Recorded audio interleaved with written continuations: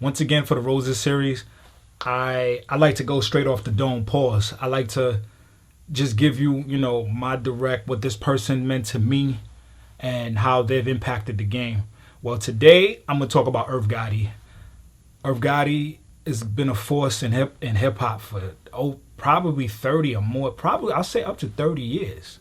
He's been a force, a major force in hip hop, and I don't think Irv Gotti gets the roses or the credit that he deserves. I'm just gonna take you back from what I know and to now. I first got wind of Irv Gotti. He was working at Def Jam early. I want to say this is about 95. Could be wrong. Y'all can fact check me. Once again, I'm going straight off the top. No phones, nothing. I like to do this just to keep my mental sharp and show you I'm coming from a place of, to show you where I'm coming from. You know what I mean? So you could test my pedigree on that. But Irv Gotti, I'll say around 95, 96, he started messing with Def Jam. He worked under Lyor. He was bringing Lyor some heat. Of course, he brought Jay-Z to Def Jam. He brought DMX to Def Jam. We know the legendary story. They went to see DMX in Yonkers, and X had his jaw wired. And Leo Cohen, put him in the studio. X rap, jaw, the wire just coming off the jaw, just hungry. You know what I mean? And that was props to Irv Gotti on that. But now I think I got to go back because Irv Gotti was actually DJing for Big Jazz at the time. Jazz had a record deal over at EMI. This was about, I say this is 88 because Jazz album, I think is Word to the Jazz. The one that had Hawaiian Sophie on it. I think is Word to Jazz, something like that. But yeah, Irv Gotti went over to London. This is when Jay-Z was I think they was 18 years old. They both went over to London with Jazz for a couple months to actually work on the album. So, that was something major. Irv Gotti, he was 17, 18 years old. And, of course, Irv Gotti's from Queens. We all know him from Murda Inc., the famous Murda Inc. I think he initially hit the scene with a record for Mike Geronimo. I know he was working with him for a while. This is about 94. I think it could be X and Jay that got on a record with Mike Geronimo. I think it was Time to Build. I could be wrong. That was 95. So yeah, at the time, I know Irv, like I said before, he was working at Def Jam. Brought Jay over there. He produced Can I Live on Reasonable Doubt, one of my favorite records from Jay-Z, period. We all know he took the Isaac Hayes sample. He did what he did. Irv Gotti don't get his credit a lot as a producer, but he's had some smashes. So 96, Jay-Z dropped Reasonable Doubt. After that, they saw what he was doing, so he got X. It's Dark and Hell is Hot. Smash. Flesh of My Flesh, Blood of My Blood. Smash. DMX dropped 2 platinum albums in 1 year. Irv Gotti, had a hand in that. Of course, X was with Rough Riders as well, but Irv, helped that situation out. Jay-Z dropped Hard Knock Life in 98. Irv got them together to get on Money Cash Holes. Irv produced Can I Live? No, pardon me. Irv produced Can I Get Her with Ja Rule, so that was Ja Rule's first major look, even though Can I Get Her was Ja Rule's record that he actually bought to Jay-Z, and gave him the record. And Jay got on it. It went to the it went to the Rush Hour soundtrack. And of course, you know what happened? Jay-Z sold 5 million, 6 million on Hard Knock Life, and he was out of here. Jay-Z was gone. So Murda Inc., I think they got their label deal. No, Murda Inc., the label actually formed, I want to say 95, 96. No, 96.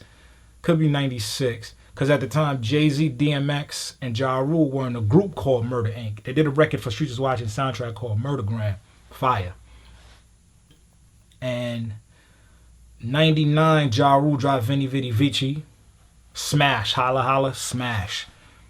Ja just kept coming with the hits, coming with the hits, coming with the hits. I think after Pain is Love came out after Veni Vidi Vici, some Ja Rule just became megastar. Irv did What's Love for Fat Joe. I know he did the joint with J-Lo. And Murda Inc. was just churning out hit after hit. Then, of course, Ashanti had success. Lloyd had success. And, of course, Ja Rule. They just kept churning out hit after hit. All the while, I think around 2003, Murda Inc. got raided by the feds, which till this day, I gave Irv Gotti his props because when the feds came and got him, and they brought him out the building, the famous, the video, y'all saw the pictures with him being escorted out with the, the bubble coat on, with the snorkel, held his head up. I looked at his face, I said, yeah, that's right. And that's the same time I was interning at VP Records out in Queens, So I remember that whole time it was, it was shaky. I had people that worked over at Def Jam say, yo, it was shaky. Def Jam wasn't fucking with Murda Inc. at the time. They was like, yo, they ain't want to get caught up. They turned their back on Murda Inc. After all he did for Def Jam. See how this music industry is fucked up, right? There's no loyalty in business. There's no personal matters in business. Everything is fucking business. That's it. I don't give a fuck if you made me all this money. What are you doing for me now? Told you, the music industry is shady. It's shady. Def Jam turned their back on Irv. Hit after hit, millions of records, and they just turned their back on him. So the feds, as we all know, have a 98% conviction rate. Irv Gotti, they beat 2 conspiracy charges, I think in 2005. All of that was just to get Supreme, but that's another story anyway. But they beat the feds. Murda Inc. beat the feds, which was fucking amazing because nobody don't beat the feds. You gonna do some type of time. They beat the fucking feds. They beat them. And at that time, Murda Inc. people started turning their backs on Murda Inc., which I thought was corny. I actually went in about this on my podcast. I have the truth about the Murda Inc. G-Unit beef on my podcast. Please check out my podcast. I go into, the whole beef in its entirety and what really happened through my lens. Because like I said, I was an intern back then. So I saw things that people didn't see. And what y'all thought happened didn't really happen. So I clarified a lot of things. So make sure I'm going to put a link to the actual, the podcast in the description so y'all can check that out. So they ended up beating the feds, which was huge, which was, like I said, was major. And, Irv Gotti's still doing his thing. I want to say at that time, Ja Rule put out, I could be wrong, check the dates, could be wrong, just going off the top. I think he put out Exodus at that time. And then they tried to revamp Murda Inc. into the new Murda Inc. That didn't really work out. But fast forward today, Irv Gotti got a show on BET called Tales, which I swear to God was one of my ideas. I wish I would have dropped that show, man. But yeah, Tales, he takes actual, music, popular songs, some albums that we love and turn them into actual movies, mini movies and shit. Dope. But Irv Gotti needs his roses, man. This is an amazing guy. Him and his brother Chris. I love those dudes at Murda Inc. They put on for their city. They rep for Queens to the death. It was always about Queens. They did their thing. They showed up to Def Jam when nobody else wasn't showing up. Irv Gotti and Ja Rule saved Def Jam. People can say whatever they want. I was there. I seen it. Some people may agree with me. Some may not. But hey, I'm just here to give you the facts. Irv Gotti saved Def Jam. He saved Leo's job, but that's another story. And for Def Jam to turn his back on Irv Gotti, I get it. But it was fucked up. But I get it. This is business. Irv Gotti is a legend. In my opinion, he should have been running Def Jam right now, but that's just me. He should have been first up for the Def Jam job when L.A. Reid left, or whenever the job became vacant. L.A. Reid should have been running. Irv Gotti should have been running Def Jam. Him and his brother should have been running it after all that Murda Inc. That Ashanti, Lloyd, he had hit after hit after hit after hit after hit. Ashanti still doing her thing till this day. Congrats to her. If you look at it, Irv